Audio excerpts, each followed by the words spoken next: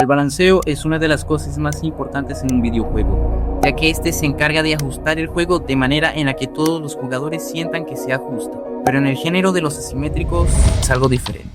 Y es que por naturaleza en este tipo de juegos siempre habrá desbalance en su gameplay, es decir, que no todos los jugadores tienen las mismas estadísticas o misma manera de jugar.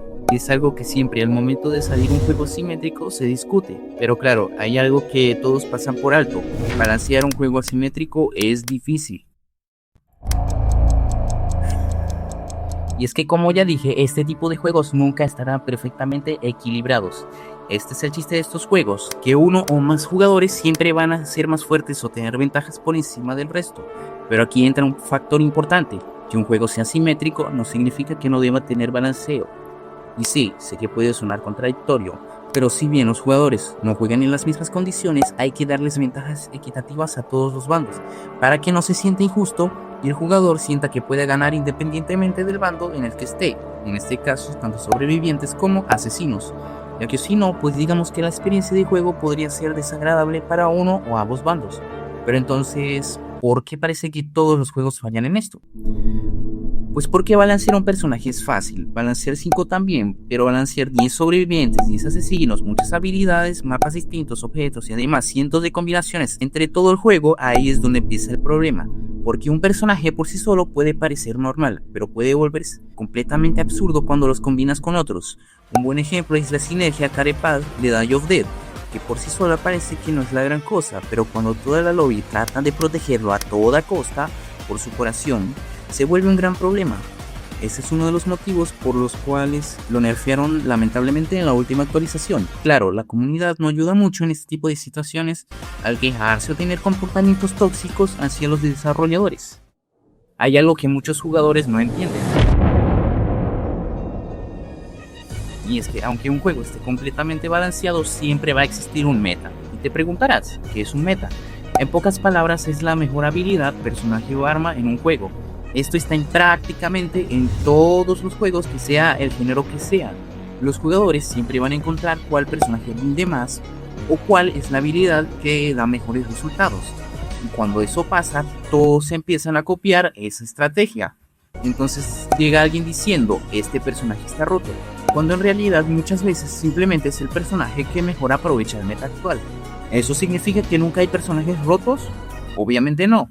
Hay veces donde sí se les va completamente la mano a los desarrolladores y terminan sacando cosas absolutamente fuertes. Pero también hay ocasiones donde el problema no es el personaje, sino que la comunidad todavía no encontró cómo jugarle en contra. Y aquí viene otro problema: no puedes balancear un juego pensando únicamente en jugadores nuevos, pero tampoco puedes hacerlo pensando solo en los jugadores tryhard, porque lo que para un jugador casual es imposible de enfrentar, para un jugador con experiencia puede ser completamente manejable. Y aquí es donde mucha gente se confunde: que no sepas jugar contra un personaje no significa automáticamente que esté roto, significa que probablemente todavía no has aprendido a jugar contra él. Y sí, suena obvio, pero en la práctica pasa muchísimo. La gente ve un personaje que los destruye y automáticamente concluyen que está desbalanceado, cuando en realidad lo que está pasando es que todavía no se adaptan a su forma de jugar. Y eso es parte de la curva de aprendizaje del juego. Un ejemplo fue Bite by Night en su salida, que muchos jugadores se quejaban del juego, ya que según estaba mal balanceado, pero en realidad es que el juego se jugaba de una manera diferente a otros asimétricos.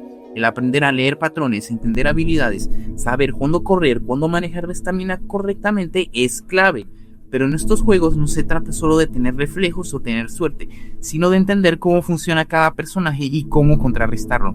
Entonces, ¿a quién balanceas? Si nerfeas a un personaje porque destruye a los nuevos, puede terminar siendo inútil contra jugadores experimentados.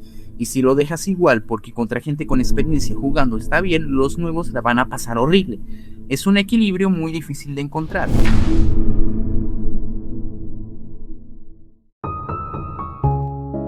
Y esto pasa en prácticamente todos los asimétricos.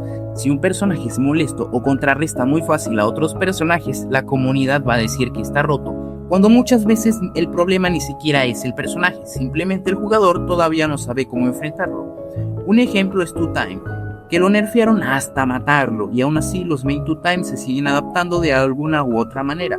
Obviamente esto no siempre pasa, pero hay personajes que sí necesitan cambios urgentes. Pero si los desarrolladores escucharan absolutamente todo lo que dice la comunidad, el juego sería un desastre, porque es imposible tener a todos contentos, porque bueno, para gustos colores, ¿no? Y es que al final del día, un asimétrico nunca va a estar perfectamente balanceado, y la verdad tampoco necesita estarlo. Lo importante es que ambos bandos sientan que tienen posibilidades reales de ganar, y que cuando pierdan la mayoría de las veces sientan que fue por errores propios y no porque el juego decidió quién ganaba. Porque un juego perfectamente balanceado probablemente ni siquiera existiría, pero uno suficientemente justo para que siga siendo divertido, ese sí.